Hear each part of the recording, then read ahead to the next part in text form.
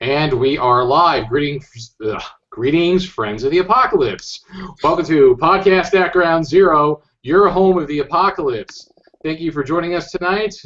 We are your hosts, Jared the Apocalypse Nerd Wallace and Adam Bomb Glancy. And joining us tonight, special co-host, Michael Jolly Vorhola from many places, like, just to name a few, D-Infinity Live, Skirmisher Publishing, Roll D-Infinity Magazine, and whatever else I missed.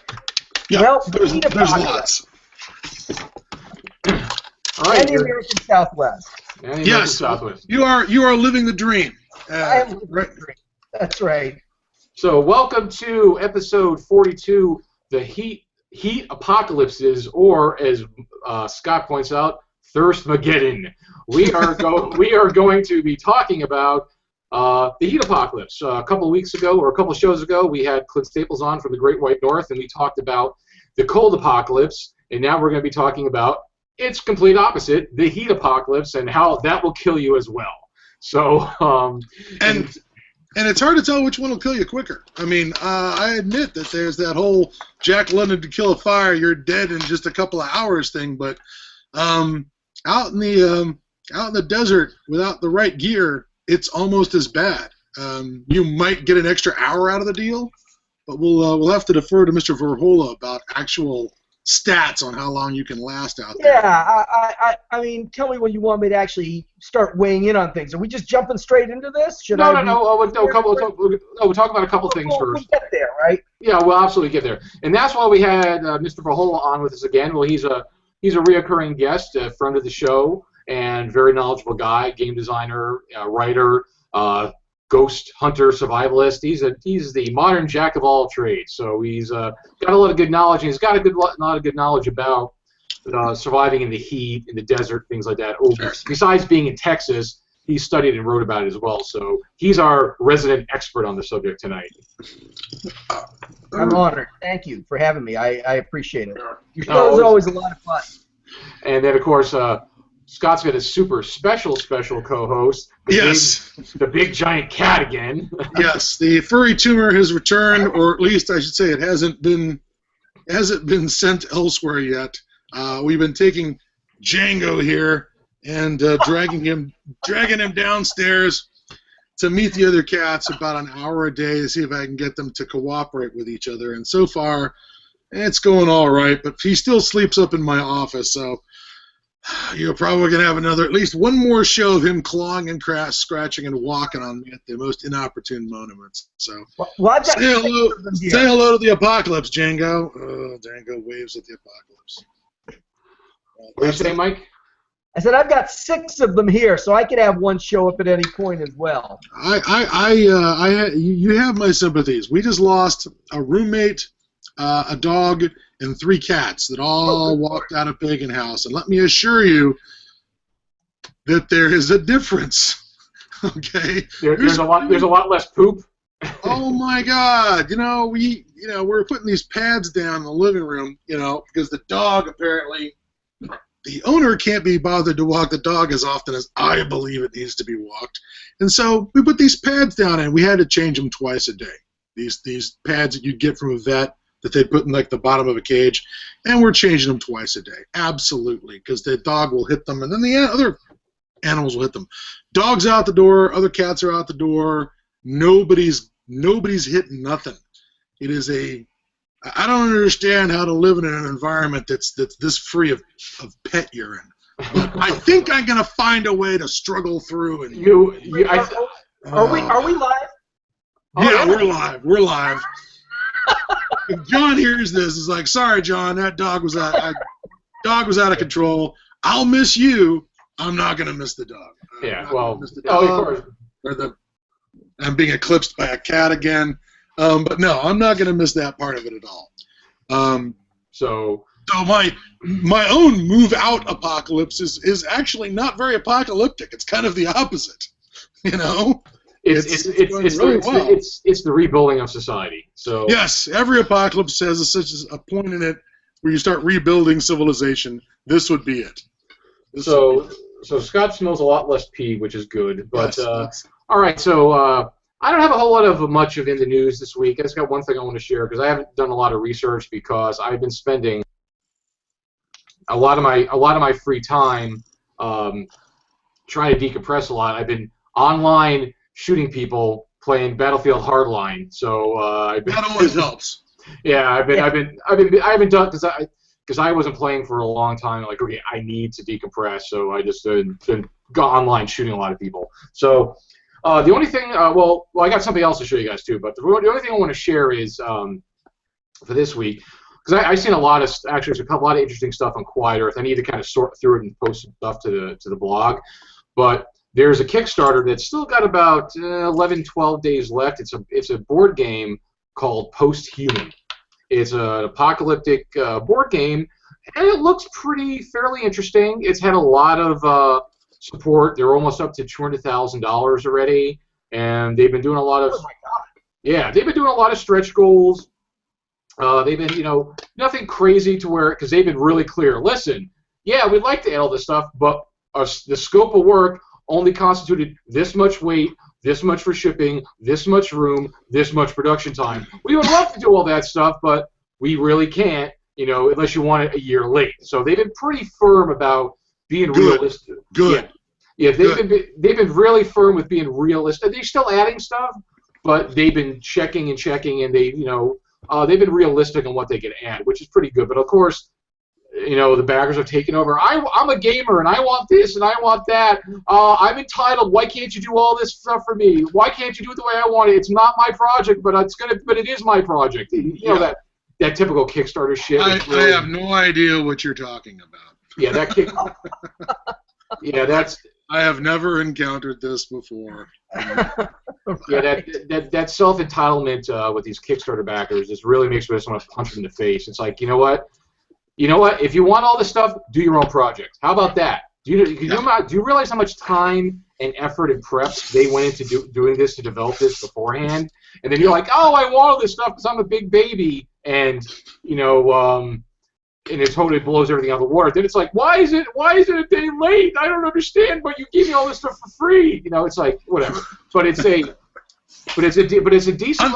Unhappy people will be unhappy. I think that's one of the core rules is that if they're unhappy, they're going to stay unhappy. You could parachute Claudia Schiffer on top of them, and their answer would be Claudia Schiffer. She was only hot 10 years ago or whatever. Wait a minute.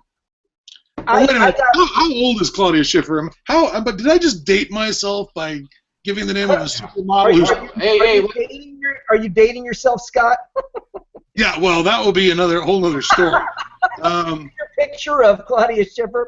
No, we got just this sanctimonious message from one of our Kickstarter backers, just lecturing us. You don't send out enough updates. I mean, just this preachy letter. And I responded as politely as I could, and then I posted in FAQs. Do we know we're late? Yes. Does that give us the right as backers to be sanctimonious? No, it does not. You can have your money back. I mean, that's it. Exactly. I mean, here's your money. Yeah. So that aside, post-apocalyptic, basically it's like there's not a lot of humans left, and it's like it could be anywhere from like 2 to 4 or 3 to 6 characters playing, and it has like these neat this map. Because you have to go through it's like a tile game with cards, and you have to go through these different sectors to get to this last bastion of human civilization. But you're going to be pretty good. And you're going to encounter, opposition along the way, other people, other mutants, and other characters. Because you're supposed to kind of work together, but if they go mutant on you and they attack you, yeah. So it seems pretty interesting. It's called Post-Human. It looks like there's a fair amount of stuff in it. I got it on the early bird, which is $48. It's $52 if you're not. It's only a few dollars savings, but it looks like a pretty decent game, and for modern day pricing for board games with a lot of components, it seems pretty reasonable. It looks pretty decent. It's called Post-Human. It's active on Kickstarter now. I'll post some links later to it. So that was the only thing I really had, but I wanted to share, and I know all of you probably saw this, was all hail the new currency. Yay. Podcast at ground. Let's see if we can get it focused. And it doesn't want to focus. It's POGcast. Yeah, Podcast at Ground Zero bottle caps, and they're real metal. They're real bottle caps because pretty awesome. You have, here you can hear, Hear them jingling. Like a pocket full of Nuka-Cola caps. And that's not plastic currency. That's metal currency. Yeah, unlike those stupid Dolmars. But it's Now, Wallace, I have a question for you. At Gen Con this year, will you accept Podcast at Ground Zero bottle caps as currency? Well, if somebody could get them from me, maybe. Yes. I mean, there you go. Just yes. The answer is yes. If you come with bottle caps, that is to say, Podcast at Ground Zero bottle caps, we'll give you an exchange rate. You may not like it, but we'll give you an exchange rate. Well, it'll be a fair exchange rate because I know how much the damn things cost because I made them myself. So.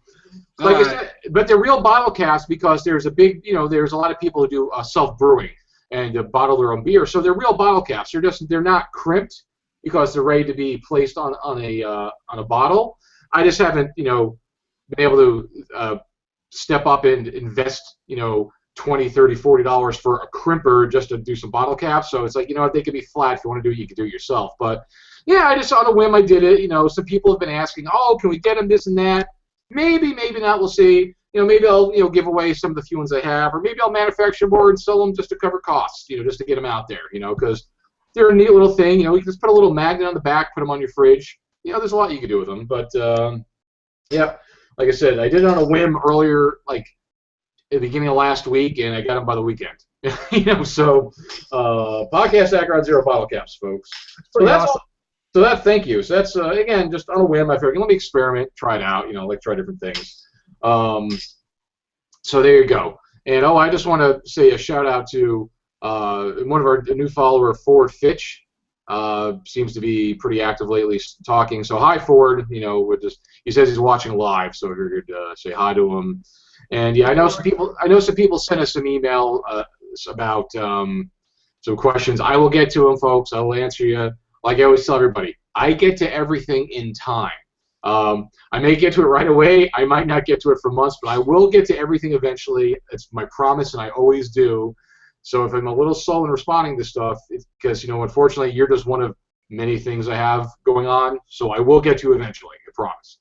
So anyway, that being said, the heat apocalypse. Like I said, like Scott was saying, is the heat apocalypse any better choice than the cold apocalypse? Because we know the cold apocalypse. Hold on. There's one other thing I should mention. Oh, you got something? Okay. I do got something.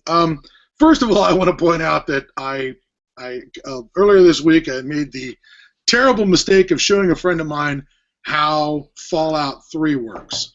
Showed them how to make a character, design the face, make the stats, go through the whole time in the vault tutorial, and then enter out and work their way over to Megaton.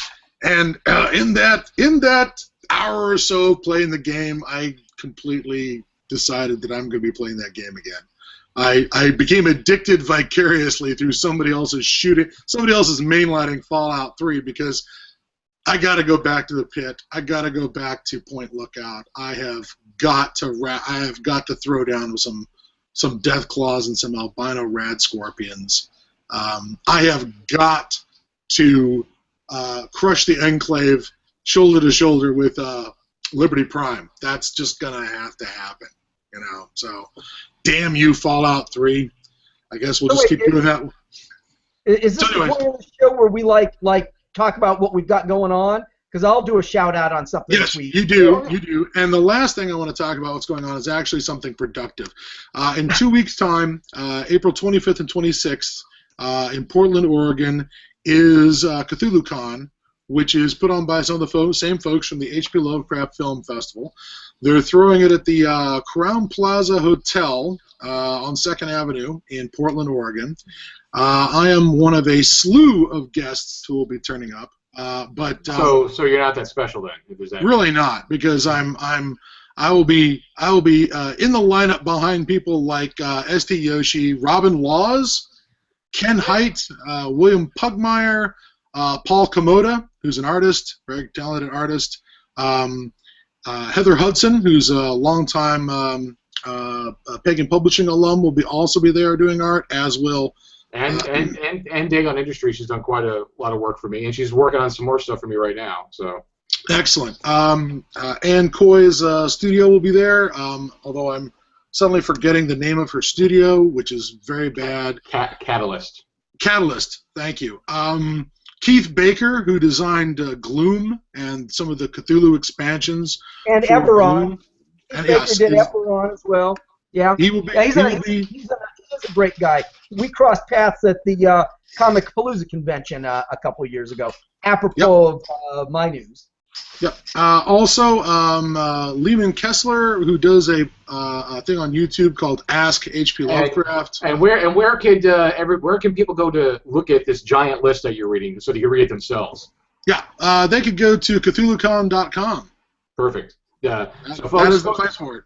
Go to CthulhuCon.com because you can see everybody who's on there that Scott's mentioned, many more, and a lot of good stuff going on. So do that. You'll see ads for both the film festival, which will be in October, the one there's also the San Pedro HPL Film Festival in May. Check that stuff out. I will be running some games there. I have no idea if they're full or not, but if you want to die horribly, I have a scenario where the players get to play members of ISIS smashing up Nineveh and other ancient artifacts in Sumeria with sledgehammers. Man, that would be too painful for me even to do as part of a notional game. I was really upset when I saw that footage. As we all were, and so I have designed a little vicarious payback where they smash the wrong idol, and then it just all goes downhill. So if you're a fan of Vault of Horror or any of those, EC comics, please. Now is the time to play members of Daesh and smash those nasty Sumerian and Babylonian artifacts with a sledgehammer for Allah. I'm sure it'll all work out for you. And sounds good. Mike, you said you had to want to shout out a couple things? Yeah. I am the head of Skirmisher Publishing. Skirmisher Publishing is a role-playing game publisher, tabletop game publisher. We publish Cthulhu Live, which is the licensed live-action version of Chaosium's Call of Cthulhu, and many other games. I also publish D-Infinity Magazine, which is a multi-platform game supplement. Let's see. Oh, yeah, look. I've even got copies of Cthulhu Live, and there's one of the magazine right here. But our big outreach every year these days is the Comic Palooza fan convention in Houston. So it's every Memorial Day weekend in Houston. This year it is May 22 to 25. And last year it was a blast. There were 32,000 people there. So it's really right on par with Gen Con anymore. It's not a gaming convention. It's a fan convention, which means it actually gets better guests than Gen Con gets. It's going to have 4 of the cast members, for example, from Black Sails this year. And the guy that plays Hawkeye in the Marvel movies. I'm not really a fanboy, so I just sort of peripherally pick all that up. But, it got to the point where as a medium-sized game company, we were just getting lost in the crowd at Gen Con. We would go to Gen Con, and we could either be there or not be there. Nobody gave a shit. But at this convention, we actually host the Saturday night party. Well, hell, at Gen Con, Sony hosts the Saturday night party. At Comic Palooza, I host the Saturday night party. So what I'm saying is this convention is a blast. Our staff last year, Skirmisher staff, was 35 or 36. We're easy to pick out because we're all black shirts, black headgear, and tan pants. But it's sort of like Italian fascists. You just described very much like that. You just described the uniform of Mussolini's fascists. The model is based on the model the SS used for small unit tactics. We don't talk about that a lot. That would be the kind of thing that might be career-ending if you brought it up. No, I don't have a career. I'm already unemployable, it turns out. So it doesn't really matter. Nobody's going to hire me to do anything anyway. So I've just got to make my way in this world. one way or the other. Jared, we can't have the Nazi back on the show. I'm just saying. I'm not a Nazi. I'm a left-wing liberal. Good Lord. I just... Same difference. Where they turn up. So, anyway, we're going to be at Comic Palooza again this year. We've got an entire ballroom called the Skirmisher Game Pavilion where we're going to be running and demoing our games. We're doing a midnight LARP. We've just got a lot of fun and exciting stuff going on. And if anyone is going to be in Houston or can be in Houston or wants to be in Houston over that weekend, we're looking for people to be part of our crew. So we'll cover badges. We cover meals. We're the only game company in existence that actually buys food, covers food for its people at conventions. So there's my leftist. Me and Scott pick up the tab from time to time for people to help us out at Gen Con. That's right. We've of course, all we're feeding is like you, me, and Rick Neal. Yeah, well, it's not like we fed 35 people. No, we don't pick up the tab. We set up our office as a lunchroom so that everybody can take a break and rotate in and out of the office and actually get lunch every day during the convention. So no, it's not picking up the tab for people we like at dinner. Our entire crew gets fed lunch every single day. So anyway, Comic Palooza. Check out comicpalooza.com. And check out my websites at skirmisher.com and d-infinity.net. That's D-Infinity Online Game Magazine. And check out our stuff, and if you want to come out and be part of what we're doing or see what we're doing, that would be terrific. All right, thanks, Mike. So apparently Mike's lunchroom puts our dumpster diving to shame, Scott. It really does. Yeah, I don't know. Last time I got some pieces that had some meat on them. Dude, pizza boxes are an indispensable source of cheese, but Idiot. I'm killing Scott here. He's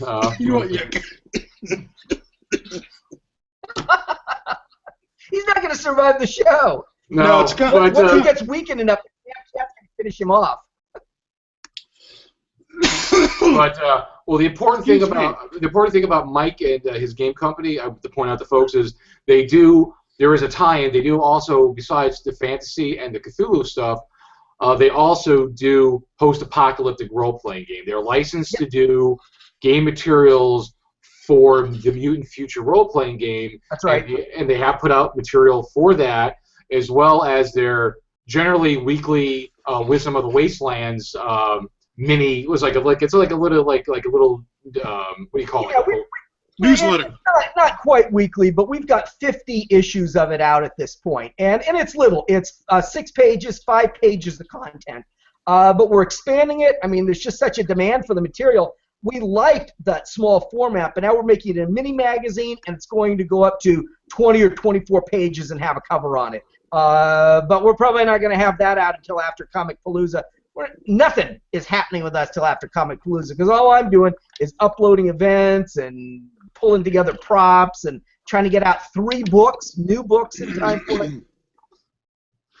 Good luck. Cool. Yeah, So that's Mike's tie into the at least the post-apocalyptic era, because he does produce game materials for that. So, all right, it's the bottom of the hour, so we talked a lot at the beginning of this show this time. We don't normally go that long, but hey, whatever. The hot apocalypse, the heat. The hot apocalypse? That sounds like something you put in a microwave, and it's got. It does. It hot, does. Hot pockets. Hot apocalypse. Wait. Yeah. Wait. Hot apocalypse. And that's charming. It's my Jim Gaffigan tribute. Hot apocalypse. But So about running us out of water and turning up the temperature. Yes. Go ahead and time for you to lead off. So we're going to lead off talking about the hot apocalypse, the first Thirstmageddon, or whatever you want to call it, because we talked about the cold apocalypse, and like I said, we want to talk about the polar opposite, the hot apocalypse, because from just talking to like Clint Staples, who lives in he lives in extreme cold, and it's and that shit'll kill you in no time. So yeah. The hot apocalypse, what's caused the hot apocalypse? Have we run out of water? Are there solar flares? Is it just is there something preventing the moisture from happening, for precipitation, what it maybe we don't know. Have we run out of, palatable water? Have we polluted the water so bad? Because, well, that might not be a hot apocalypse, but it's definitely a thirst apocalypse. The earth is heating up, water's drying up, water's not available, and as we know, what is it? You can survive without food for what? Oh, 3 weeks or more. Water, you got what? 3 days without water, right? Before you're crazier than a shithouse rat, and then you're dead. Right. So, and the extreme heat, because just talk to people who live out, Texas, around Arizona. When it gets hot, and like as we talked about, if people think, oh, the siesta, they're sleeping in the afternoon, they're lazy. No, it's just too fucking hot to do anything, and that's why they sleep during the day through the heat and do stuff at night. So the hot apocalypse probably just as dangerous as a cold apocalypse, except you're not snowed in. It's just that you can't do anything because you're probably because of the heat exhaustion. You got to be covered. You can be blinded. You can be burned. You can stave off the cold by staying active. You can stave off the heat slightly by being inactive, but just laying around doesn't really help your survival chances if you're not doing anything. I would say, and maybe it's just because of my point of view. Maybe it's because I'm more knowledgeable about it.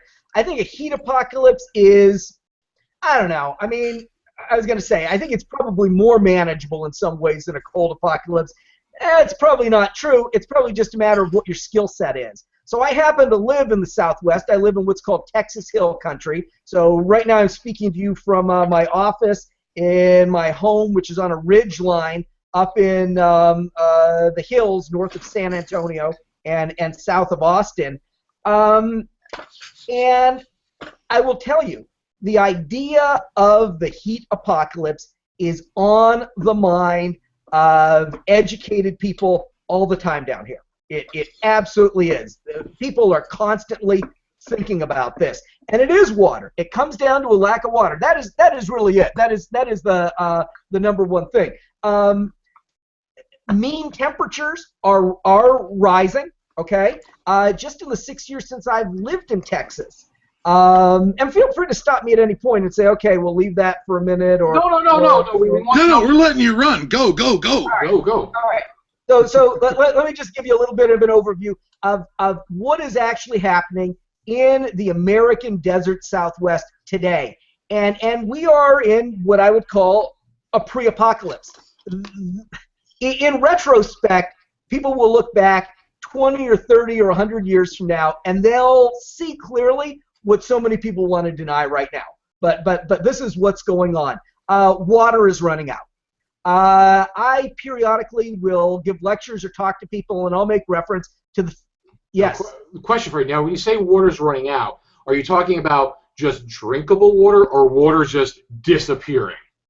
Water is disappearing, because when we talk about water, what we're talking about is aquifer water, okay? We're talking about aquifer water because it's the water in aquifers in underground passageways and chambers that allows cities like Phoenix to be built. Yeah. Cities Phoenix can't exist without some modicum of agriculture and without water.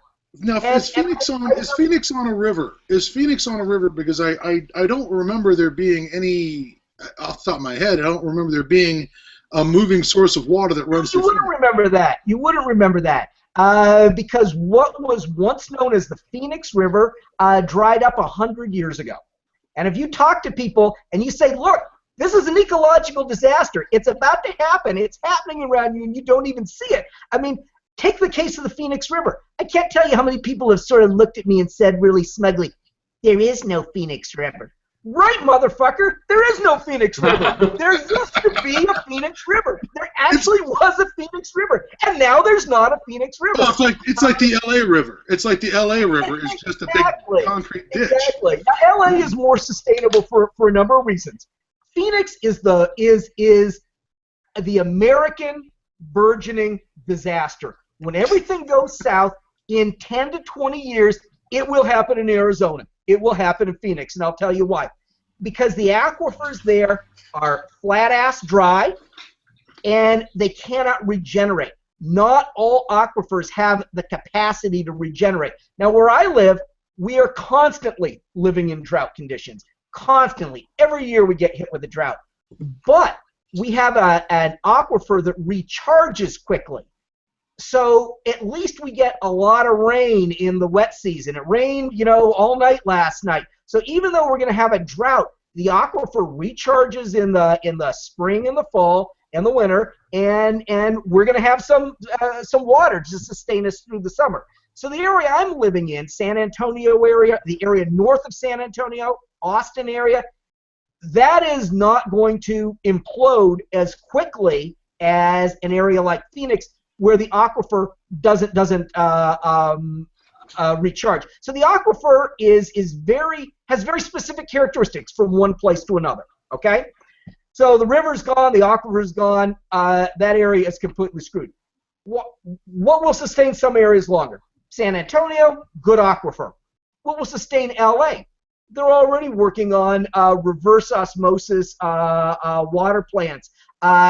They've got the coast. If they can they've got an infinite supply of water. All they need is energy. Energy is the equation. If you have solar-powered reverse osmosis plants, you can actually produce as much water as you need. So even though people talk about the megalopolis of LA as being a burgeoning disaster, it's actually much more manageable than areas that don't have that coastal water that they can purify. So that's a snapshot. Going from west to east, from California to Texas, you have a little bit of sustainability on the Texas end. You have a lot of sustainability on the California end. You've got nothing but disaster in the Arizona, New Mexico, Nevada side. And it's not just the problem of like, oh, the aquifers are not filling up, we can reverse osmosis. The heat apocalypse, besides drying up all the water, is heat on top of it. So it's like, oh yeah, great, the aquifer dried up, but we're getting reverse osmosis. Okay, but add to that the temperature. The average temperature just went up, 10 degrees Celsius. Right. 15 to 20 degrees. So now you have a sustainable higher temperature constantly. So more consumption of water, more water drying out. People can't go outside. More electricity being burned. You're going to have to use much more water to keep your food supply up at the levels you previously had it with the temperature. Well, and even worse, Scott, here's the next problem. So you've got to use even more water to keep your food production up where it should be. Here's the next problem. Just in the last 6 years since I moved to the San Antonio area, the line that delimits where the subtropical zone ends and where the temperate zone begins, that line has actually climbed northward. And when that happens, there are certain crops that were once viable in one area, once viable in a temperate area, that are no longer viable there. So it isn't just that you don't have as much water, it isn't just that you need more water, it's that you're actually having plants now that just can't survive or thrive in areas where they were once grown. So this is literally a fact. I mean, people can look this up. The line of demarcation for the subtropical zone has climbed however many miles north just in the last couple of years. You guys have seen all the horror shows out of Central Asia where you look at what's left of the Aral Sea, right? Where the Caspian's not as bad, but it's not good. But the Aral Sea is the one that's winking out of existence. Right. You are correct. And the thing I wanted to put, and it's a problem that started back under the Soviets. Yes, the Uzbeks and the Turkmens have certainly exacerbated the problem by diverting all this water out of the Amudar and the Sirdar rivers, I think they are. They're these two huge rivers that roll out of the melt from the Himalayas and end up emptying into the Caspian Sea. Well, back during the Soviet period, I don't know what's going on now, but back during the Soviet period, one of the reasons the Aral Sea was crashing out was because the Soviets were insisting on growing shit where shit had no business growing. All right, they were taking that water out of the Amudar River and the Sirdar River. I'm pronouncing the rivers wrong. They were trying to set up cotton plantations. Exactly, cotton, and they just poured water into these deserts. Nonstop until, none of it would reach the Aral Sea. and regular evaporation has just has just led to that sea emptying because it's not getting filled up fast enough. And you know, that right there, the idea that you're going to keep planting the same thing you planted in an area when the weather conditions were A, and now they're sub-A, but we're just going to keep doing the same stupid thing because it's what my grandpappy did. Yeah, that's how we got the Dust Bowl, isn't it? Well, yeah, but again, important things. It's not just about losing the water, because we're losing the water, and the temperatures hasn't been an extreme increase in heat either. So, but again, add to that, again, like in that movie Hell, you know, in a matter of 4 or 5 years, because of huge solar flare activity, you know, the sun is brighter. You know, you're going to burn. The plants are going to burn. The plants are going to burn in the fields. It's not just that, like Mike said, okay, you can't grow this type of crop here anymore. Even in the areas you can grow them, more intense sun's going to burn and kill the plants. I mean, but as in like burn damage. Like you've seen like a plant that you sit on the porch and it sits too long and it kind of burns the leaves. Mm-hmm. The crops won't grow because they're going to get burned. And again, the increased temperature is keeping them drier. And again, people can't go out as much. You know, you stay on the sun too long, you're going to get damaged. You get heat exhaustion. It's not just a lack of water; it's the extreme heat on top of that, which makes it. It depends on what our heat apocalypse is. If we, you know, are just mismanaging the environment to a point where we've damaged our aquifers and we've damaged our that's not really a heat apocalypse. That's just okay. Yeah, we're out of water because it's all dry, you know, dried up. I'm talking about global heat apocalypse, global temperature change. Huh? I think that falls within the scope of what we're talking about. If early stage from a lack of water, then I'd say that you're a heat apocalypse casualty. Well, yeah. Did we freeze Mike? No. He's here. Oh, sorry. For a second, I thought your image froze. No, I was going to say that it depends on what your heat apocalypse comes from. If we're talking about, you know, if we're going to buy into this conspiracy theory by scientists so that they can pretend to have a job, this whole global warming thing that's not happening. If we buy into that conspiracy theory and go with the idea that carbon emissions are going to, you know, cause the Earth to hold on to more heat, you got this sort of slow frog in a pan of water kind of heat apocalypse where you're raising the temperature. The same analogy, and I think that's valid, Scott. But let's say we go with the far more fictional heat apocalypse where temperatures are changed by not forces on Earth but outside forces. You've got your classic Twilight Zone episode where the Earth has been knocked out of its orbit by a black star and has moved closer to the sun. You've got Hell, which was about the sun going through a period, the movie Hell, German post-apocalyptic film. It's available on Netflix, instant download, where the change has been the result of massive solar flare activity.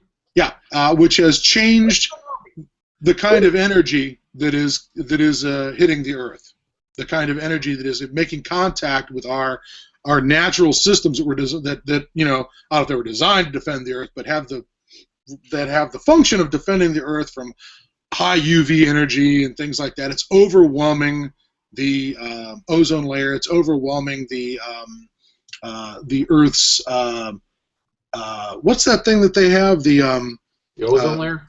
No, not the ozone layer. But we have there's a way that our magnetic poles are set up that actually helps deflect energy from the sun. Oh, right. The Van Allen belt? No. That's not what I was thinking of. But there's a factor that's about the Earth's magnetic poles. An atmosphere. Yeah. One of the reasons we hold on to the atmosphere real good is because of the magnetic field. It's the Earth's field. Yeah. Which has an active core of iron. Yes, which is one of the reasons why Mars might not be the hottest place to colonize, because it's got this crappy magnetic field that means that even if you could pump an atmosphere into it, it would just dissipate into space. Unlike, I think, Venus, which has a better shot at being at that. Anyways, sci-fi, not apocalypse. The point is that that, you know, if there's a change in that, so the Earth is picking up more energy from space and radiating less of it. that's a different kind of mechanism for your raising your temperature around the world. But the result is things like you melt your polar ice caps, you flood your coastal areas. There's a very nice map on Business Insider magazine online. Have you guys seen this? No. It's an active map where they show, okay, let's say we completely melt all the ice. Where's the ocean going to end up? And it does not look good for Florida, Jared. You're going to have to move, possibly to Kansas. Possibly to Kansas. It doesn't look good for Texas either, for that matter. Well, it doesn't look good. I live on the top of a ridge line, so I'm 2,000 feet up. So I do have a little bit of a safety valve there. Yeah, you know, the fictional, and I'm not downplaying this because I'm a big fan of science fiction and of speculative stuff, and I love post-apocalyptic movies and stories. But I mean, this is what I've just got to emphasize as someone who has spent a year training as a Texas master naturalist, who's covered this stuff as a journalist, who lives in it. All the speculative stuff aside, this actually really literally is happening. So we could say, well, wow, what if solar flares hit? That's exciting. That's fun. But this is verifiably, actually, literally, inexorably happening now. It will happen. The heat apocalypse is not a speculative discussion. It is an inevitability, and it's only a matter of time. And when I say time, I mean 10, 20, 30 years before people start to die in droves, before there is an actual implosion. That's what I'm talking about. It is happening now. We're living it. We're living in it right this second. Yeah, and yeah, sure, all those dusty, poor places are going to get it first overseas, but if we think that, you know, that's just going to be a problem that's going to be way over there. Well, shit rolls downhill, and there is such a factor as human migration. I mean, the Romans, for all that they knew how to build shit, were an incredibly stupid people because they thought, oh, if we build walls, the Goths won't come in. Well, by 400 AD, everybody in Roman Italy was speaking German. So clearly this didn't work. And you will hear people in this country say, you can't militarily force people to say someplace that's going to kill them. Exactly. If they're going to, they can't stay there. The Mexicans and the South Americans won't come in. Oh, yes, they will, dumbass. Just read your history from the last 2,000 years. Of course they will. They're coming in now. Walls are not the solution. There are solutions. They do not include walls. Well, but yet again, all your points are valid, Mike. You know, with the aquifers, the water, this and that. But my perception of what we're talking about, the heat apocalypse, is mainly more, the possibility of solar flares. I think it's real. But when I say heat apocalypse, I'm talking about global, noticeable high global temperature rising. Not just well, the water dried up because it can't replace itself. But it doesn't. But it doesn't increase. It doesn't increase the temperature by 20 degrees. I agree with your point. But what I'm saying is the subtropical line is climbing north. Bats that used to go south every year in the winter don't go south anymore because they don't have to in the winter. So what I'm saying is that temperature rise goes hand in hand with all these other things. The missing water is just it just exacerbates the fact that there is that additional heat and that heat is becoming the temperatures are becoming higher and the subtropical zones are climbing farther north. That's what I'm saying. You're right. We are talking about a heat apocalypse. The heat's the issue. The other stuff is all just things that magnify it. Absolutely. And like I said, we do see, like you said, those are valid points. Things are getting a little warmer. Those lines are pushing up, but that's not really like, okay, yeah, is it good? Bats not going south in the winter? Are you going to step outside? Is that heat going to kill you? Absolutely not. In 2 seconds. But I'm talking about. That's right. Yeah, it is hot. But the things you talk about are definitely precursors to what may be coming. Things may continue to spiral out of control and get even hotter and hotter and hotter. Well, absolutely. That we've had a bad summer when the news recaps how many people have died from the heat. and it is, you're right, you are not going to step outside and die. But every summer, literally, a certain number of people do die from the heat. I mean, this people, young people, elderly people, because it's not like Florida where I live. Yeah, children. Exactly. It's like where I live, where everything has central air conditioning because it's just too damn humid and hot down here. Right. When you get up north and they're not used to those temperatures, like, again, Scott Glancy's house, for example, when it gets really, really hot, when they have the heat wave, it is unbearable.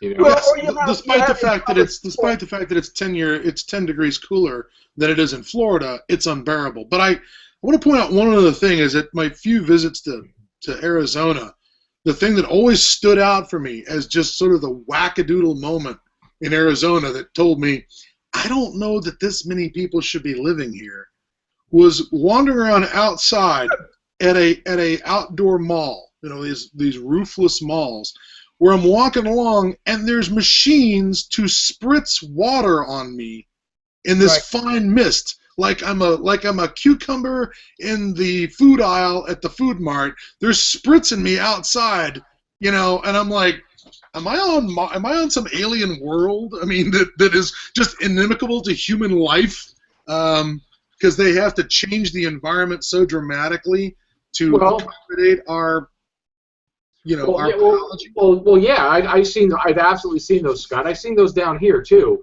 Oh, really? That's just the opposite of what's dying outside, but we have to have these giant propane-filled heat lamp things that are heat down because we shouldn't be sitting outside. It's a similar. It's just the flip side of that coin. Yeah. That human arrogance that we're just going to do whatever we want, whenever we want, in defiance of local conditions. Let me postulate a catastrophic event for you here, okay? And I would say that a series of catastrophic events make up an apocalypse. So I'm not saying this is an apocalypse. I'm just going to postulate a catastrophic event. It's just going to suck. All right. Let's just say that right now, 20 people every year die in the city of San Antonio from the heat. And these tend to be people over the age of 70 or 80 who are also impoverished. They can't afford air conditioning. Vulnerable. They don't have air conditioning. Okay. They're vulnerable. Let's say mean temperatures keep going up, which they are. So jump 10 years into the future, which is a good post-apocalyptic projection. Say the mean temperatures are up 2 or 3 degrees. It doesn't sound like a lot, but I know you guys have studied this stuff. Once you've raised the mean temperature that much, that's pretty significant. So suddenly everybody's dependent on air conditioning, misters. Let's say that in our beneficent society, churches just let old people come in and sleep there at night so they don't end up dying because they can't afford air conditioning, whatever. But without that technological crutch that Scott's talking about, this is a disaster. Okay. Then we have a major terrorist action that results in blowing up the main power plant for a city, blowing up the main power plant for a major metropolitan area. Well, you know what, Mike? Just to add to that, in this day and age, they don't even need to blow them up anymore. I was watching this whole thing about how they're like, you know what? They're in our systems already. Public utility systems are extremely vulnerable to be hacked. And that's right. Official government people said, you know what? They're already in our systems. They just haven't done anything. Just like we are in their systems, they are in our systems, but nobody's done anything yet because it's the standoff, just like the Cold War with the assured mutual destruction of like who's got the bigger missiles. Hey, you know what? We're both in our systems. You want to do something? You want to shut us down? We're going to shut you down even worse. One question, sir. Were they talking about national actors like the North Koreans or the Chinese or the Russians? Because I can certainly believe that the national actors who have the kind of rubles or yen to throw at the problem can recruit the talent. It's a lot harder for the People's Revolutionary Jihad of Apartment 3B to get their act together to accomplish the same Well, exactly. But probably, but say you get, one of these anonymous groups. You get a couple of guys, these young kids who are freaking phenomenal, crazy ass hackers who's like, you know what, fuck the government, fuck this, I don't care about that, and they get recruited without all this massive amount of money just because they want to cause some destruction. That's a possibility. Well, certainly when you look at the guys who jump on an airplane to go to northern Syria these days, there seems to be a lot of motivation of I'm angry and not a lot of motivation of I've read all the surahs and I've memorized all of the acts of the Prophet of Muhammad. They're just angry fucking douchebags who are looking for some payback for their miserable lives. Let me just finish my scenario real quick. Oh, yeah, please, Mike, please. Out in the country, if I'm just walking around on a dirt road, so it's not reflecting heat, it can be 108 degrees. It's what we call 108 degrees in the shade. Downtown in a major metropolitan area, it's going to be 20 degrees hotter, literally. It'll be 128 degrees. Let's say that the temperature has gone up a couple of degrees. All of a sudden, we've got a day where it's 131 degrees. Literally, this is literally factual. This is not science fiction. Suddenly, somebody hacks the power grid. The power goes down. All of a sudden, you don't have a couple dozen old people die. This happened in Paris a few years back. Google this. 10 years ago in Paris, they had thousands of old people die one summer. Suddenly, overnight, 10,000 people in a major metropolitan area die.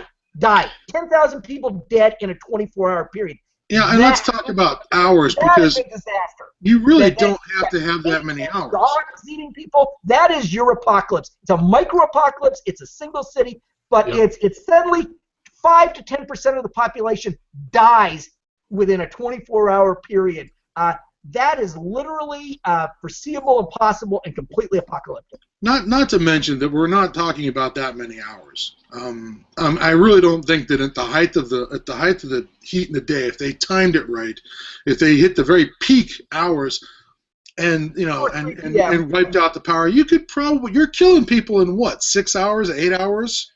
But those people are dying anyway, Scott. We already know that a certain number of people die. This is just a numbers game. The question isn't, will people die? Because the answer already was. That's already a given. It is given that a certain number of people will die. All that's happening is the number of those people then goes up. Well, no, I am talking about numbers here, but what I'm saying is that the power doesn't need to be out like New Orleans' power is out for weeks. It doesn't need to be weeks worth of. Yeah, we're only talking about very short periods of time. Even when the whole rest of society lines up every power worker and every linesman they can get, and they get to work fixing the problem, you can still you're still got casualties in hours, in just hours. Oh yeah, well, exactly. Because Mike was talking in the cities, like because you have the glass, the concrete, all that it reflects. All that black tarmac. It reflects and retains heat. Well, the one that always got me was when I lived in Florida was you'd walk, middle of summer, walk out into the middle of the cul-de-sac my parents' house was on, and the sun is down. The sun is down. There are stars in the sky, and you can feel the heat coming off the ground under your shoes. That temperature, because the sun's out until what in the middle of summer, Jared? Like 9? It's probably out to about a good 8:30. It doesn't go down to about 8:30. Okay, so sun sets as far south as I am, it sets a little sooner than up north. So okay, so let's say the sun sets around 8 o'clock. You got full darkness by 8:30. You can still walk outside and feel the heat. It hasn't cooled off yet.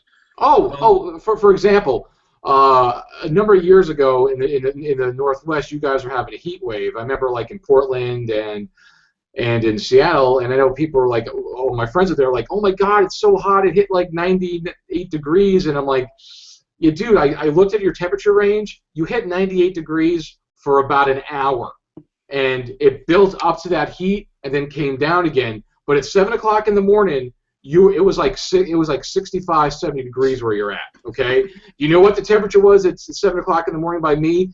87 degrees, okay, or 85 degrees. That's the thing it never gets cool down here. In the summer, 10 o'clock at night, it is still 11 o'clock at night. It is still 85 to 90 degrees. Well, but up north, it's like, it was so hot during the day. Yeah, but you went down to like 80 degrees, 75 degrees. You know. All right, I just checked a statistic. I mentioned that heat wave in Europe. It was 2003, so I said about 10 years ago, 2003. During the summer of 2003, France suffered 14,802 heat-related deaths. 14,802 heat-related deaths as a result of an unprecedented heat wave. Okay, that is apocalyptic by definition. Okay, so it's not the Battle of Antietam, but that's still that's a boatload of stiffs, kids. Oh, yeah. People didn't think they were going into battle. Yeah. Now, add to that some crazy-ass apocalypse where the temperatures everywhere are up 5, 10 degrees for whatever natural disaster. Forget about it. People are dropping like flies. It's 90 to 95 to 99% mortality overnight if you throw in factors like that. Oh yeah. And certainly what one of the other factors for that charming heat apocalypse, depending on how slow we turn the boil up on our frog, is certainly what you're talking about, those migrations. People are gonna try their damnedest not to sit someplace that's going to kill them if they just sit there. They're going to move north. So bad news for Manitoba. We'll all be hanging out at Clint Staples' place and hanging out with Rick Neal in the tropical paradise that is Calgary. Sipping drinks in the shade with silly straws and chunks of fruit in them. But there's going to be an added factor of social dislocation where people are just going to be mean to each other with military-grade firepower in order to get away from the problem that's killing everybody. Well, yeah, because the cold apocalypse, people get docile and freeze up. The hot apocalypse, people get mad in the heat. It boils their brain. It's true. So people are going to be really aggressive as the temperatures go up. You do everything at night anyway. I mean, you just I was in Cairo a few years back, and it was really amazing. You'd be out at midnight, 1 a.m., 2 a.m., and there were little kids just playing in the street. I mean, it was literally the middle of the night. It was 2, 3 a.m., and there were little kids running around. There were families. That's what the culture would change to. The culture would change to the point where you're doing it at night. Culture. That's exactly right. Yeah. But I was going to say, let's move on to something a little more fictional. Maybe it'll be less depressing if we start throwing out some of our fictional. Yeah, we're not depressing people, are we? Heat apocalypse. Yeah, the apocalypse is supposed to be fun, Jared. Well, this whole depressing thing. No! I said this before. I said this before, and I determined when I was growing up, the apocalypse looked really cool, and I wanted it to happen. Now that I'm 45, out of shape, and not doing so well, I'm like, you know what? I'd rather be an armchair survivalist of the apocalypse, okay? All day long. Cannibals will be looking at you, Jared, and you'll just see people smacking their lips, and you'll be like, oh, shit. Yeah. No, that's why I shoot anybody who gets within 10 feet of me. That's all fine. That's all fine until Nancy misses a couple of meals, dude. I'm just saying. It's always the people you trust that are going to get you. Anyway, so about fictional thirst apocalypses, what do we got? We've got an enormous slew of 1980s thirsty apocalypses that seem to be generated more than anything else by the visual aesthetic of the movie The Road Warrior. That after The Road Warrior came out, because it was shot in the Australian deserts, the 80s are just awash in ridiculous apocalypses that are all about water and deserts because they can film out there in the desert and there isn't the trappings of civilization to get in the way of their shooting schedule. Patrick Swayze. Steel Dawn. Steel Dawn, thank you. So that was not the worst of the bunch. It's all those Italian and Spanish ones. What's the one with, is it Peter Ginty or the one where he's riding around on the motorcycle that talks to him? Like that's the worst of the bunch. Oh my God! Yes, it's been on. What is that? That's the one where the ultimate destroying machine that he has to battle is like a garbage truck with an AI in it or something. Oh, I believe it's been on Mystery Science Theater. Oh, I don't even know what that is. And it is absolutely horrifyingly bad. Fred, what's his name? Fred Thompson, or who's the guy who's the football player? Was in I'm not sure. big mustache. You met him at Gen Con, Jerry. He showed you his Super Bowl I ring. The football player? Yeah, guys, he was a football player, and he was in tons and tons of bad B movies. He was in Dusk Till Dawn. Was one of the last things I remember seeing him in.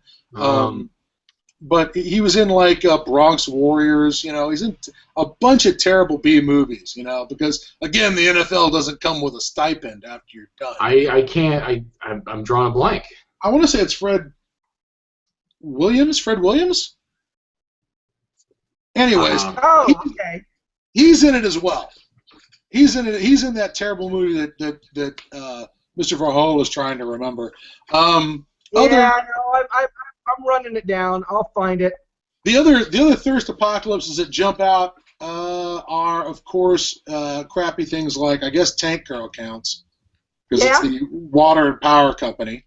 I guess the amazing what's it called? World Gone Wild, which has an amazing cast of every washed-up 80s actor imaginable is in that damn movie.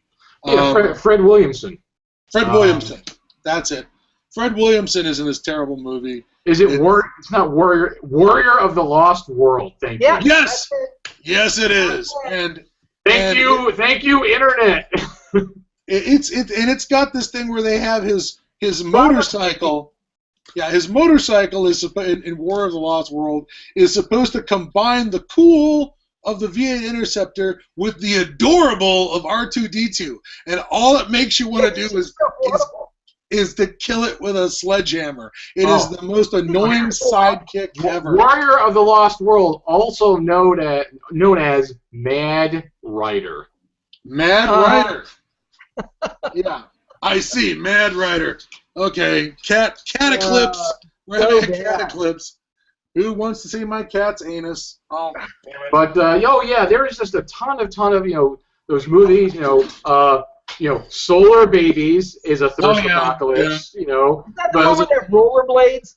Yeah, it was so bad. Oh look, it's what was the alien orb thing? Like Horror, or something totally fucking stupid. Which may or may not have been God. That's my favorite part. Is they find God. Well, it made a deaf kid here, so it might be. Yeah, but, and so they're when they find God, their plan is to hit it with field hockey sticks, right? Don't they knock the orb around for a while? Yeah, it's bad. I mean, holy shit. So other thirst apocalypses, I'm not remembering many written thirst apocalypses. No, there's and when it comes to the movies, like I said, a lot of these are just things are dry, there's a lot of water, but when it comes to actual Book of Eli is the sort of wastelands kind of thing. All right, you're right. Book of Eli definitely, yeah. But again, I feel it's less. It's more about stealing the aesthetic from Road Warrior than it is. But true heat apocalypse movies like Hell, there aren't a lot of movies like Hell out though. There are not very many like that. To me, Hell was a very good. I just watched it this weekend. I meant to watch it years ago, but I got rid of Netflix years ago. But I signed up for it again, and I watched Hell this weekend myself, and very good movie. That's a heat apocalypse. Not a lot of movies like that, where it's like everyone knows why it's called Hell, right? You guys both know why it's called Hell? Because it's a German translation of Bright, I think, or something like that. Or yes, you get a point. Here, give yourself a Domar. I'm going to give myself two, but because I hold all the Domars. But that movie was Hell. Again, it was a little short, but that's okay. like the movie does wrap up kind of quickly, but you know what? Yeah. That's okay. It was visually good. Well, when the problem is solved, when the assholes are dead, the problem is solved. We can stop the movie. Yeah. But it was I think it was very well thought out with the whole, they have all the windows taped up. They're out with goggles covered up because the one guy, he was all burnt because somebody knocked me out and I was out in the sun for a few hours exposed. And he's all burnt because it's so bright and everything's kind of washed out and people do things at night. I think they did a really good job. They did a good job CGIing the trees. That was one of my favorite things, is that they did this great job. They didn't CGI the trees in that. They filmed that in Spain or Portugal in the wake of a forest fire. Ah. That's even cooler. CGI. That was real. That's even cooler. They look like such good CGI. That's what reality looks like. Reality looks like really good CGI. Oh, that's cool. That's very cool. Reality looks like reality. Well, the other guys I remember doing that was John Carpenter filming sections of Escape from New York in, I want to say, St. Louis or something, after a big fire wiped out a couple of city blocks. Yeah. They went down and shot in that rubble because, they had some rubble. Somebody conveniently made some rubble. What's the common thread between Warrior of the Lost World and Escape from New York? There's a connection. Oh God. Donald Pleasance. He's the same character in both of them, really. I forgot he plays the head of the Omega or whatever they're called. Right. Yeah, the Omega.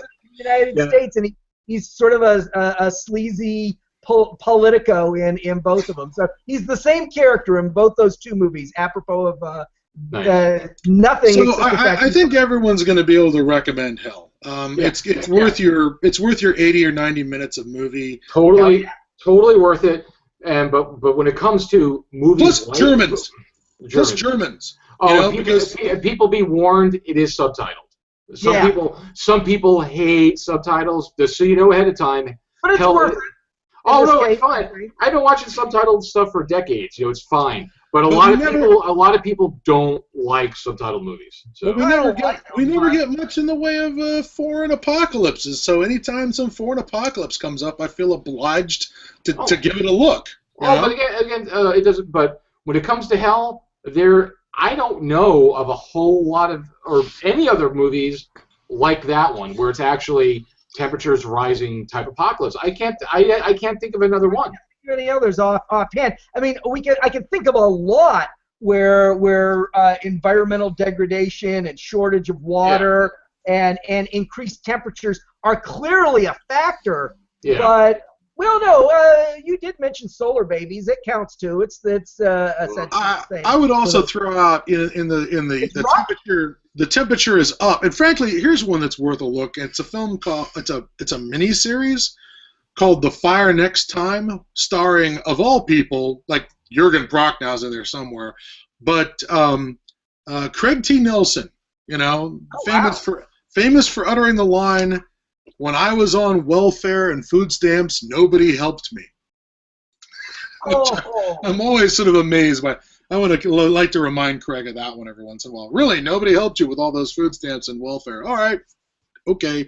Well, he did this weird film. It seems like he must have really needed a paycheck because he's got some very conservative politics. Because it was a film about, it was like made for like something crazy like the Hallmark Channel.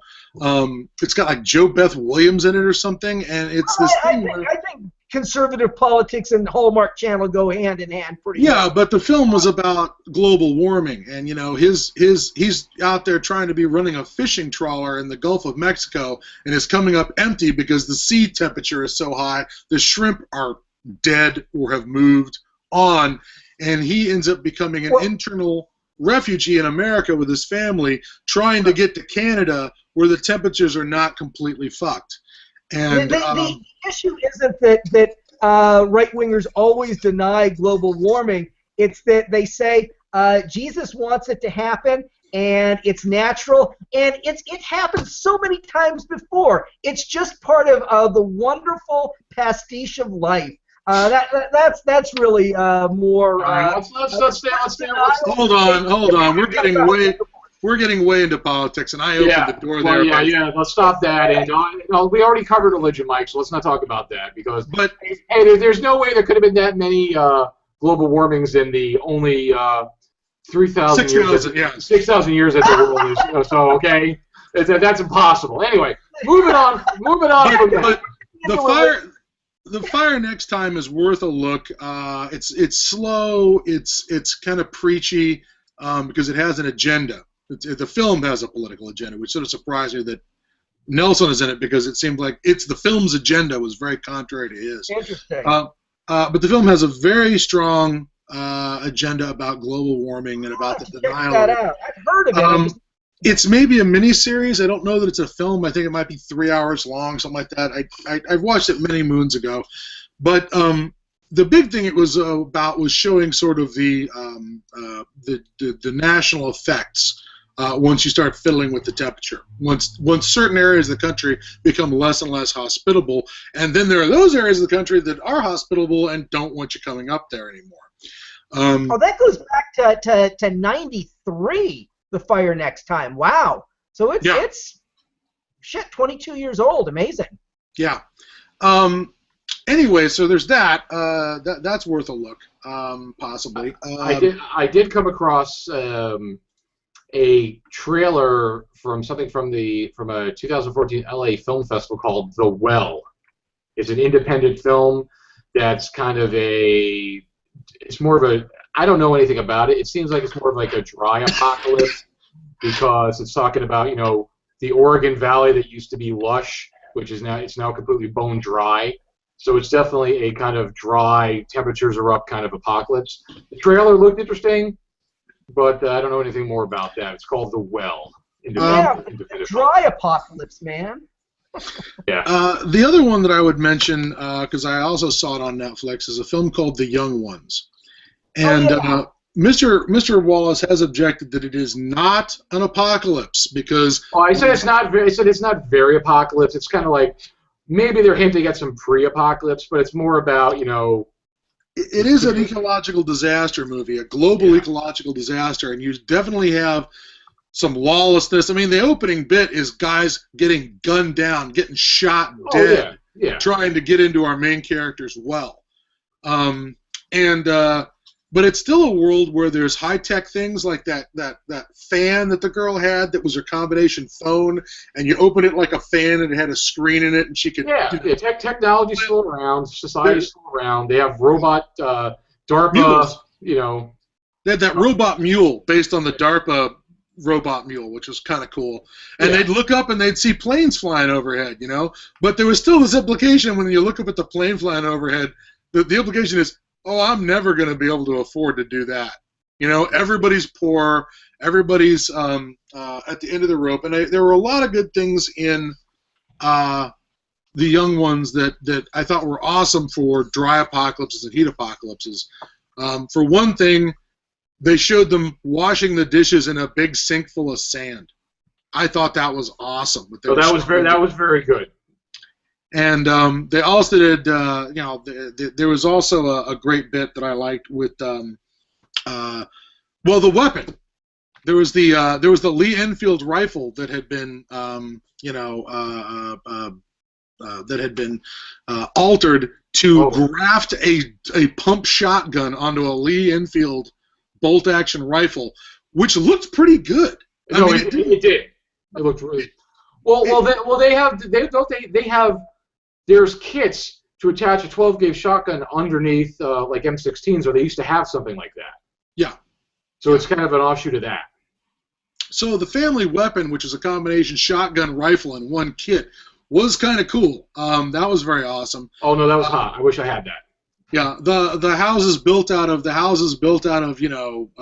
cargo containers and things like that. And I love the little touches, like the public bus, which was like a tractor trailer that had been attached to, you know what I mean? Yeah. But the bus part, that the driver was separate from the passengers on the bus.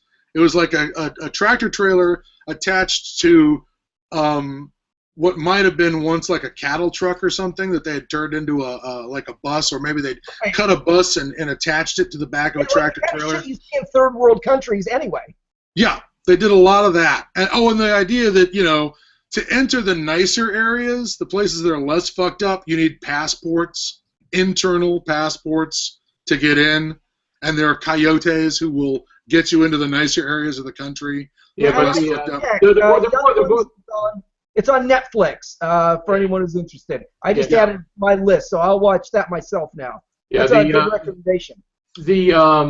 The border guards walking on painter stilts was kind of stupid. I gotta say. Yeah, that kind of was like a real effort to be future-y, only because they'll fucking fall over. But at least if they aren't wearing the right kind of legs, a woman I know who used to be from Seattle, who's a sculptor, designed these stilt legs to be used for costumes, and she got a job at Weta because she brought them her patent for these stilt legs that look like animal legs. They look like dog legs because they've got that weird blade at the bottom, and your feet stay way up high, and then the blade comes off, and there's this tiny little place that touches the ground. Those legs look like the kind of legs that you couldn't get pushed off of. That if you were trying to get knocked over, you could stay up. But those painter legs that the crowd control guys had did look like they were just asking to be knocked to the ground and beaten by the crowd at the first opportunity. But other than that, that was kind of stupid. But there was a lot of good touches around this movie. But essentially, it was not about the apocalypse. It was about the characters. It was about the guy who's trying to get his way into the family and get what little they have, And the acting was fine. Everybody's good in the young ones. It looks pretty good. It's got decent set dressing and effects, but it's slow. It was an okay movie. I would never watch it again. And it's slow and low key. Very low key. Yeah, I gotta say, out of the two I watched this weekend, Hell was definitely better. But anyway, so moving off of movies, let's pick it up a little bit here. Well, let me ask if this is fair. We've talked about areas subject to a heat apocalypse, and we are talking about post-apocalyptic stuff. Have you already taken a minute to talk about what a just horrible aberration Last Man on Earth, which is set in Arizona, is? Have you already panned that? No, we have not. I have not seen Last Man on Earth. Oh my God, it is just so horrible to watch. Jared, have you seen any of it? Have you seen any of it, Jared? Yeah, I told you I've seen it, and I watched about 4 episodes. I fell behind. I couldn't continue because it's not supposed to be surviving in the apocalypse. It's really a comedy, and the thing, which is fine. Fine, except this is a shitty comedy. It's not. It's not funny. It's not funny. Not funny. It's just terrible. And I've said this before on this show and on my show. When I watch something, this is absolutely true. I sound like a hater because I go off on rants. But you are a hater. But so am I. So it's people that I hate. When I take the time to watch a show or play a game or whatever, I want to like it. I go into it wanting to like it.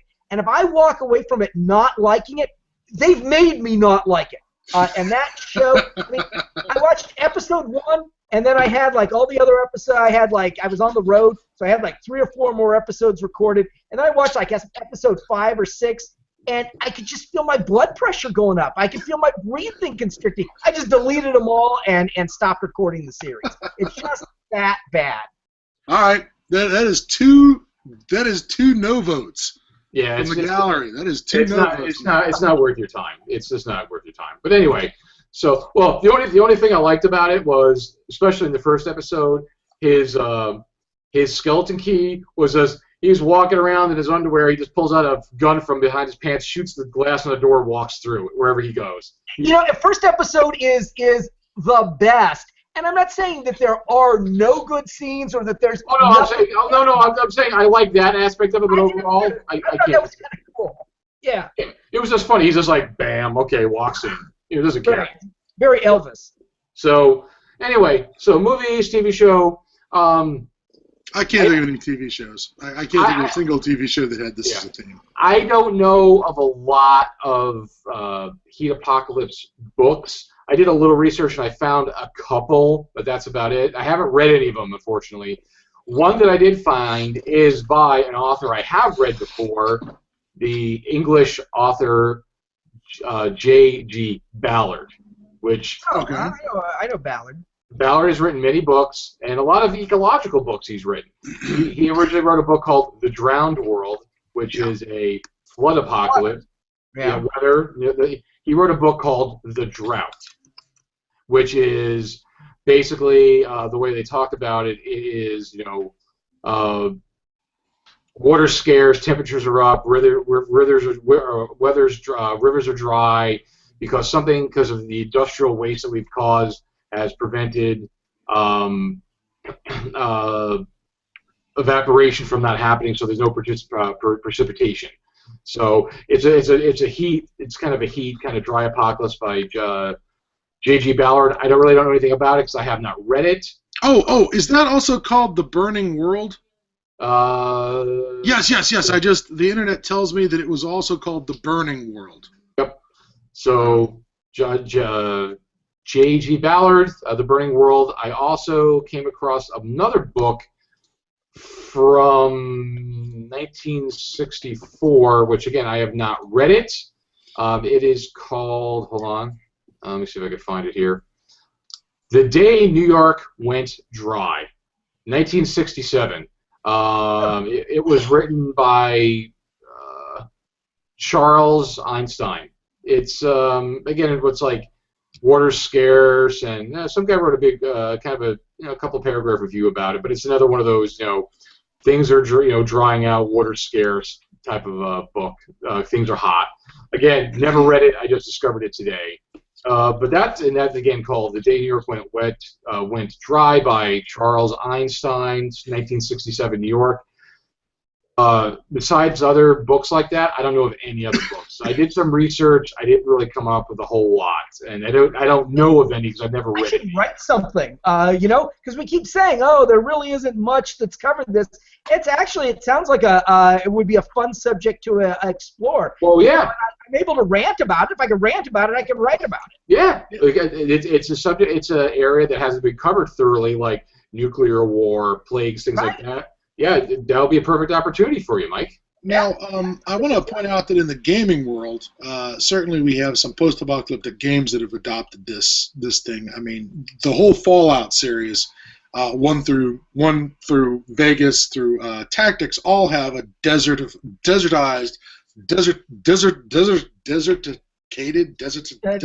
Desertified, I think. Desertified. Right? Aha! That's the verb I'm looking for. So desertified. It's desertified North America.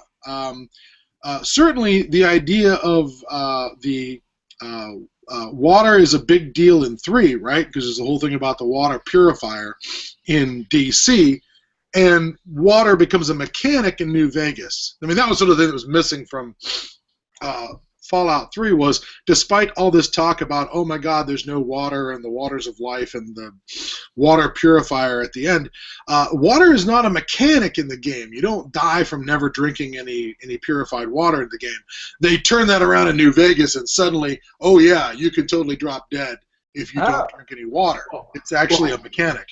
Well, besides the video game Fallout, there's a paper. Thank you, Scott. There is a paper pencil RPG that I think is still in publication called Darwin's World. Yes. It is a heat dry apocalypse because, like, you see the map of the world. Oceans are half dry. There's not a lot of water. Big swaths of desert. What's that come out? Like 2001 thereabouts? 2000. Yeah, like early 2000s. I was following it a little bit. And it's pretty popular. You can get everything you need for off of Drive-Thru RPG, including a free gazetteer, which will give you an overview of their world, like it's like a source document for what their post-apocalyptic world looks like. And last time I checked, it was free because I downloaded it because it was free. Oh yeah. And post-apocalyptic, so combination was irresistible. So yeah, Darwin's World. Darwin's World, 2001. Mike got it, and it is a D20 modern rules system. Right. Yeah. So Darwin's World has that, and otherwise, in the video game worlds, post-apocalyptic, dry, heat. I don't really, except for Darwin's World. I don't know of anything else. Well, in video stuff, what about Rage uses an aesthetic that is dry and deserty. Yeah, that's true. Was there any plot that was because I never played it? Was there any plot related to water supply? Who controls the water? Was there any mechanic related to you've got to get water or you? No. Okay. Just a Mad Max looking environment, Okay. It was pretty. I'm not saying Rage wasn't pretty. No. Look, I didn't play it. I don't think I never finished it because I just got disengaged with it, So I played it, but I didn't play it to the end, unfortunately. Yeah. So, but as far as I can tell, Fallout New Vegas may be the only one that had water as a mechanic in the game, where you had to watch how much water you had to carry water with you. There are points where you're like, I can drink out of the radioactive toilet and not die of dehydration. That's so good too. Yeah, but So Vegas. Yeah, we know all about Vegas at this point. But unless we have anything else, we're wrapping it up here. We're at an hour and a half. So it was a great show. I think we covered a lot of ground. Oh no, we did. It's just that we spent a lot of time on the front end, so I just wanted to wrap it up. I'm with you. He's trying to get rid of you, Varhola. Y'all done a good show. Yeah, no. He can tell you're a Nazi, Varhola. No, it's just an hour and a half's about my limit on trying to. He's wearing a beret. He's clearly some paramilitarized whack job. I am. So says the guy wearing epaulets. Yeah, so folks, that's our heat apocalypse, kind of dry apocalypse. Just lack of water. There is some material out there, more for just the dry apocalypse. Less for the heat, and Mike's going to write us some stuff about the heat apocalypse because it's a ripe field that has not been tapped. Get in there. Tap it. So next show 2 weeks, like we decided, we're going to talk about language in the apocalypse. Yes. Yeah, we talked about language. We talked about the communication, means of communication, but now we're going to talk about language. Because that's definitely a subject that we could cover. How language will.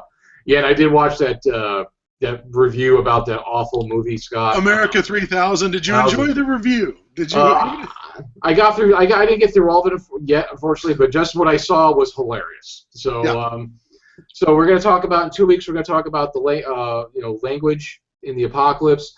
What we're going to do after that, I haven't decided yet. But hey, that was pretty good. I had 3 or 4 lined up. So that's an accomplishment. Shocking. I know it's an accomplishment. We had that. So. Also, folks, just to let you know, I started posting more of the audio versions on the blog again. Good idea. Yeah, I saw that. I'm up to. I just posted 34 today, folks, and I've already kind of preloaded them. So over the next probably week, there's going to be one's going to be posted every single day because I don't want to inundate people with 5 a day. So by next Monday, folks, you should have all the episodes on audio. They'll all be on the blog. They're all on iTunes. You can find so you'll be able to listen to everything. So the folks who just want to listen to the audio, they'll all be posted. So the rest of those will be coming. So, all right, folks, we're going to wrap it up. Again, thank you, Mike, for joining us. Thanks for having me. It's glad to be here. No, thank you. It's always a pleasure to have you on. You always have a lot to bring to the table, which is good. We appreciate all your knowledge there. And that's it, folks. No final words. We're going to wrap it up. So thank you from myself, from Scott, from Mike.